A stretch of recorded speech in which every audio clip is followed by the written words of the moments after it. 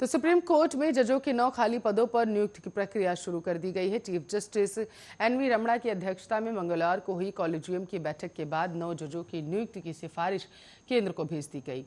3 महिला जज हैं, आपको बताते चले। साथ ही एक वरिष्ठ वकील को सीधे सुप्रीम कोर्ट में नियुक्ति के लिए सिफारिश की गई। अगर केंद्र इन सभी सिफारिशों को मान लेता है तो भविष्य में जस्टिस विक्रमनाथ, जस्टिस बीवी नागरत्ना और पीएस नरसिम्हा भारत के मुख्य न्यायाधीश बन सकते हैं। अब तक सुप्रीम कोर्ट में कोई भी महिला चीफ जस्टिस नहीं हुई है। जस्टिस नागरत्ना के रूप में भारत को पहली महिला जस्टिस मिल सकती है।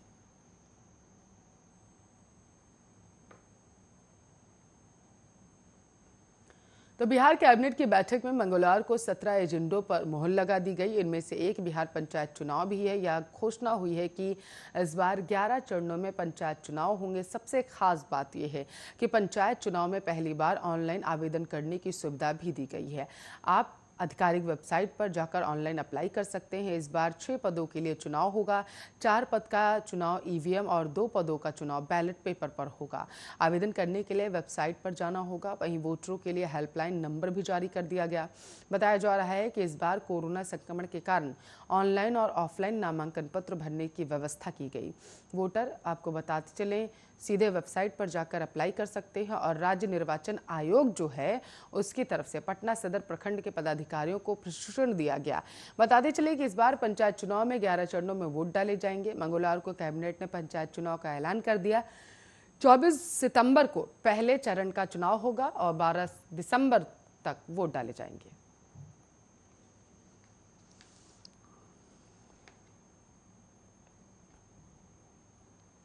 अफगानिस्तान की राजधानी काबुल में लहराते तालिबानी परचम ने भारत की परेशानी जो है उस पर पेशानी पर आतंकी हमलों को लेकर चिंताएं बढ़ा दी हैं। अफगानिस्तान का यह घटनाक्रम दूसरे विश्व युद्ध के बाद का पहला ऐसा मामला है जिसने कट्टरपंथी इस्लामिक जिहादी संगठन के हाथ में मुल्क दे दिया। साथ ही पाकिस्तान का मजबूत प्रभाव भी अफगानिस्तान की बिसात भारत जो है उस पर होने लगा है। मुश्किलों को और पेचीदा बनाता जा रहा है। आपको बताते चले, सूत्रों के मुताबिक बीते 6 महीनों में यह रिपोर्ट लगातार मिलती रही है कि पाकिस्तान ने अपने यहाँ वजीरिस्तान इलाके में मौजूदा आतंकी संगठनों को अफगानिस्तान पहुँचाया है।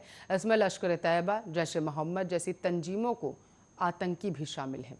ध्यान रहे कि 90 के दशक में जैश के पूर्ववर्ती संगठन हरकत-उल मुजाहिदीन का अफगानिस्तान के खोस्त के इलाके में आतंकी प्रशिक्षण कैंप था। वहां के कई कश्मीरी युवाओं को भी भेजा गया था। हालांकि बीते 2 दशकों के दौरान स्थिति काफ़ी बदल चुकी है।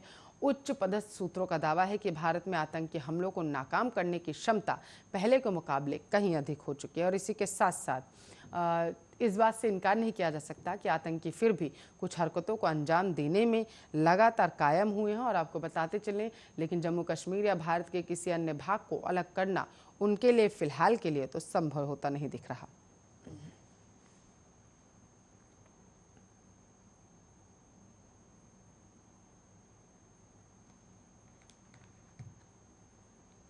तो कोरोना संक्रमण के मामलों में लगातार गिरावट को देखते हुए आपको बताते चले, उत्तर प्रदेश सरकार ने स्कूलों को फिर से खोलने का फैसला कर लिया। सीएम योगी आदित्यनाथ ने सोमवार को टीम 9 के पदाधिकारियों को निर्देश देते हुए कहा, रक्षाबंधन के बाद स्कूलों में शिक्षा सुनिश्चित की जाए।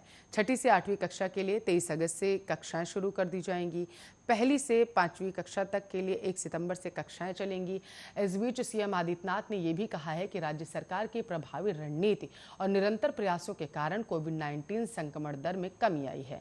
आपको बताते चले कि state level health expert advisory committee की सिफारिशों के अनुसार सेकेंडरी, हायर टेक्निकल और वोकेशनल संस्थानों में 50% क्षमता के साथ सोमवार से फिजिकल मोड में शिक्षा शुरू कर दी जाएगी।